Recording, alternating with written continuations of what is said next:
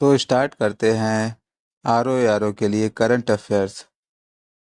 आज से मैं एक डेली वीडियो लेके आऊँगा जिसको मैं आपके करंट अफेयर्स कंप्लीट कराऊँगा और इसको मैं 5 या 6 दिन के अंदर इसको ख़त्म करूँगा। ओके, तो आर ओ के लिए पहला जो सबसे इम्पोर्टेंट हमारा करंट अफेयर्स है वो मैं लेके आया हूँ। तो प्रधानमंत्री जी नरेंद्र मोदी ने नई दिल्ली में किन दो महानतम आध्यात्मिक और नैतिक नैतिक नेताओं के मध्य ऐतिहासिक वार्तालाप के शताब्दी समारोह का शुभारंभ किया है? तो श्री नारायण गुरु और महात्मा गांधी। तो श्री नारायण गुरु और महात्मा गांधी के लिए ये ऐतिहासिक वार्ता जो थी वो 1925 में स्थापित हुई थी शिवगरी मठ में, तिरुवनंतपुरम में।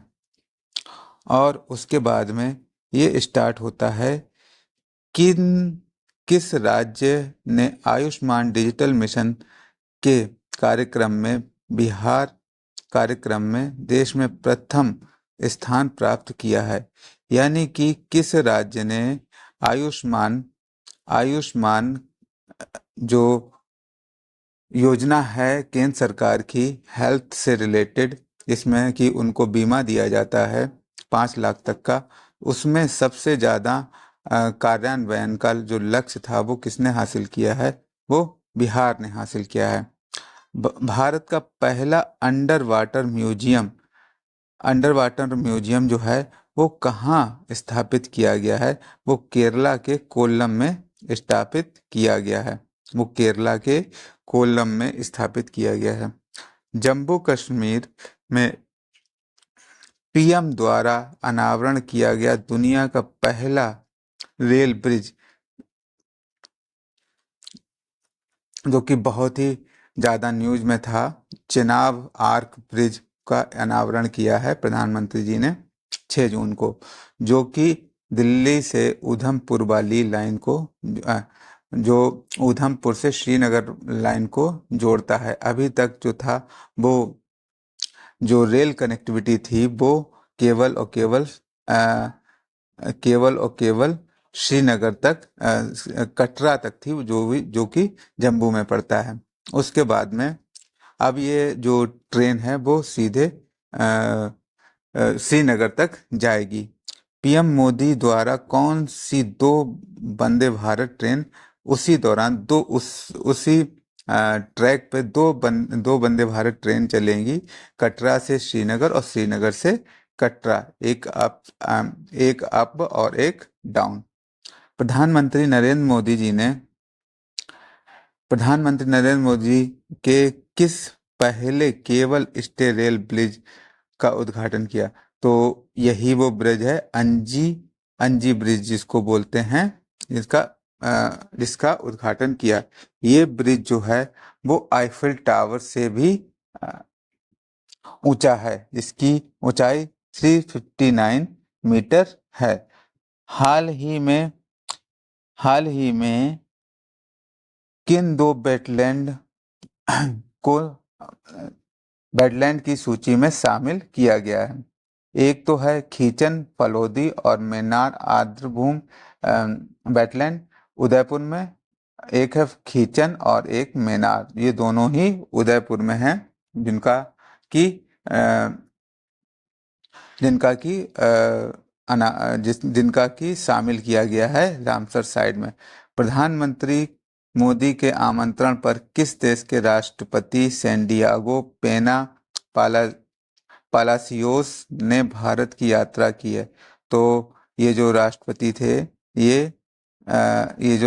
थे ये सैंडियागो के राष्ट्रपति थे, और सैंडियागो पेनालासिया ये पैराग्वे के राष्ट्रपति थे। भारत को किस संगठन के लिए 2026-28 के लिए कार्यकाल के लिए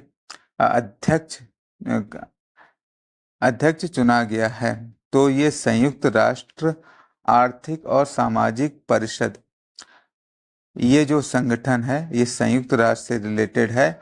इसका अध्यक्ष जो है संगठन के लिए कार्यकाल के लिए चुना गया है। और उसके बाद में नेक्स्ट जो है, IICA का पहला क्षेत्रीय परिसर कहाँ स्थापित किया जा रहा है? तो ये न्यू शिलांग टाउनशिप में स्थापित किया जा रहा है। उसके बाद में क्वेश्चन है कि भारत की अपनी तरह की पहली चेरी कार्गो ट्रेन किन दो राज्यों के बीच में शुरुआत हुई? तो ये कटरा से लेकर और मुंबई तक कार्गो ट्रेन कार्गो ट्रेन जो है वो स्टार्ट हुई। कहाँ से कहाँ तक? कटरा से, और ये कटरा है जम्मू कश्मीर में। अब हम देखते हैं आगे।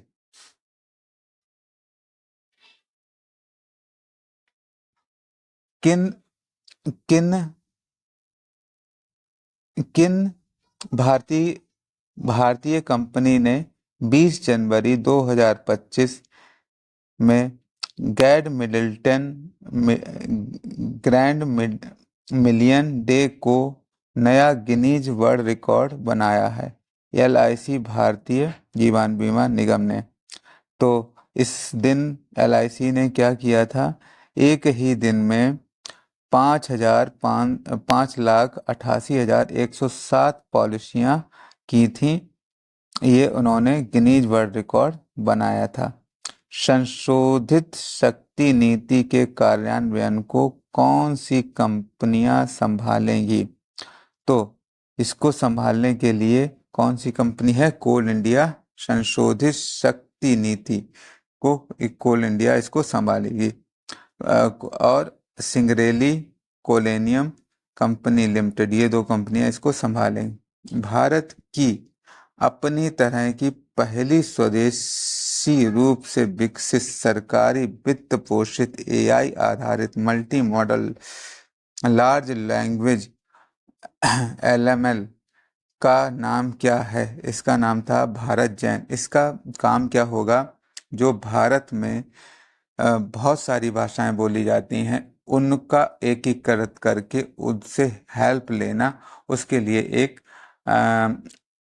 भारत जैन AI मॉडल बनाया गया है। अभी हाल ही में प्रधानमंत्री जी ने देवी अहिल्याबाई होलकर सशक्ति महासम्मेलन को कहाँ संबोधित किया था? ये भोपाल में संबोधित किया था। लोक माता देवी अहिल्याबाई होलकर की कौन सी जयंती मनाएगी? तो इस साल 300वीं जयंती मनाई गई, जो कि महारानी थी मालवा किंगडम की, जिन्होंने अब रूल किया था। तो इस पर क्वेश्चन आने की काफी संभावना है। प्रधानमंत्री नरेंद्र मोदी ने किस विद्युत परियोजना की पहली इकाई 660 मेगावाट की तो इसका उद्घाटन उन्होंने घाटमपुर में किया है। घाटमपुर कहाँ पर है?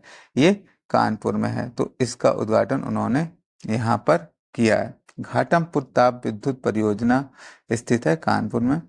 Rising north east investor summit, तो नॉर्थ ईस्ट इन्वेस्टर समिट कहाँ पर उद्घाटन हुआ? कहाँ पर मान लो ये इसको समिट हुई? तो ये समिट हुई थी भारत मंडपम नई दिल्ली में। किसके लिए? नॉर्थ ईस्ट इन्वेस्टर समिट के लिए, नॉर्थ ईस्टर समिट के लिए। केंद्रीय औद्योगिक सुरक्षा बल CISF ने माउंट एवरेस्ट पर पहुंचने वाली पहली व्यक्ति कौन बनी थी? तो CISF की कौन महिला थी जिनको पहली महिला बनी जो माउंट एवरेस्ट पर पहुंची? इनका नाम था गीता समोता। गीता समोता नाम था इनका, गीता समोता। किस राज्य ने गोवा, कर्नाटक और केरल के बाद कोंकण रेलवे कॉरपोरेशन KRCL के भारतीय रेलवे के साथ विलय को मंजूरी दी?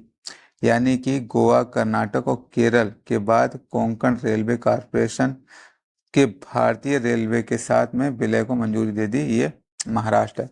तो कोंकण रेलवे कहाँ से जाती है? महाराष्ट्र से लेकर और केरला तक ये जाती है। तो ये इसको विलय की मंजूरी दे दी महाराष्ट्र ने। इसकी सभी जो कोंकण रेलवे की सब्सिडरीज हैं वो मिल जाएं। तो चुनाव, नेक्स्ट क्वेश्चन है हमारा, चुनाव आयोग ने एक केंद्र का अधिकतम मतदाताओं की संख्या 1500 से घटाकर कितनी कर दी है? तो 1200 कर दी है। इसका मतलब है चुनाव आयोग ने एक मतदान केंद्र पर जो अधिकतम संख्या थी वो 1500 से घटाकर 1200 कर दी है। अब एक मतदान केंद्र पर अधिकतम जो है वो 1200 लोग ही हो वोट डाल पाएंगे। तो नेक्स्ट क्वेश्चन है, नीति आयोग की शासी परिषद की 10वीं बैठक की अध्यक्षता किसने की है? तो नीति आयोग के अध्यक्ष भी हमारे प्रधानमंत्री जी हैं। तो अध्यक्ष का मतलब अगर कोई भी बैठक होगी इम्पोर्टेंट, तो उसकी अध्यक्षता जो है वो प्रधानमंत्री ही करेंगे। ठीक है। 10वीं शासी बैठक का विषय क्या था? विकसित भारत। तो नीति आयोग का ये विजन है, और भारत सरकार का भी ये विजन है कि भारत को 1947 तक विकसित देश बनाना है। तो इसके इसके रिगार्डिंग ये बैठक हुई थी।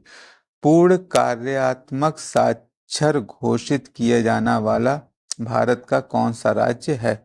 तो ये मिजोरम है, जो कि पूरी तरह से साक्षर राज्य है नॉर्थ ईस्ट का।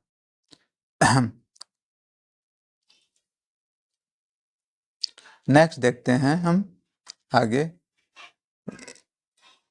सार्वजनिक क्षेत्र के किन 3 उद्यमों को मिनी रत्न का दर्जा दिया गया है? तो इसमें जो है एक तो है MIL armoured vehicle limited, ABNL और इंडिया ऑप्टेल लिमिटेड। तो इन कंपनियों को मिनी रत्न का दर्जा दिया गया है। तो हमारे यहाँ कई तरह की कंपनियां हैं, जो सरकारी कंपनियां हैं या सार्वजनिक कंपनियां हैं, उनका जो है महारत्न है और मिनी रत्न है। उनमें से ये 3 कंपनियों को अभी सरकार ने मिनी रत्न का दर्जा दिया है। दिन के समय बिजली की पूरी मांग को सौर ऊर्जा से पूर्ण करने वाला भारत का पहला राज्य कौन बना है? वो दीव राज्य है। तो बिजली की जो है बिजली की मांग को सोलर से पूरा करने वाला जो है वो, यानी कि दिन की जो बिजली है उसका जो है पूरा का पूरा भार सोलर पर होगा। तो ऐसा करने वाला भारत का कौन सा राज्य है? वो दीप है। 5 मार्च 5 मार्च मार्च 2025 में जारी भारत में नदी डॉल्फिन की जनगणना करने वाला कौन सा राज्य है प्रथम? वो हमारा उत्तर प्रदेश है, जहां पर अभी हैं 2397 डॉल्फिन हैं। तो डॉल्फिन केंद्र कहाँ खोला गया है? वो बिहार में खोला गया है। इसके बाद दूसरे एवं तीसरे स्थान पर कौन सा है? वो बिहार है और पश्चिम बंगाल है। राष्ट्रीय प्रौद्योगिकी दिवस पर भारत में सीमेंट क्षेत्र के लिए पहला CCU टेस्ट बेड क्लस्टर किसने लॉन्च किया है? तो भारतीय प्रौद्योगिकी दिवस पर भारत में सीमेंट के लिए पहला CCU टेस्ट बेड क्लस्टर कहाँ लॉन्च किया? विज्ञान एंड प्रौद्योगिकी विभाग ने इसको लॉन्च किया है। साइंस एंड टेक्नोलॉजी के विभाग ने इसको लॉन्च किया है, टेस्ट बेड क्लस्टर। भारत में स्वतंत्र परिषद स्थापित करने वाला अमेरिका विश्वविद्यालय भारत में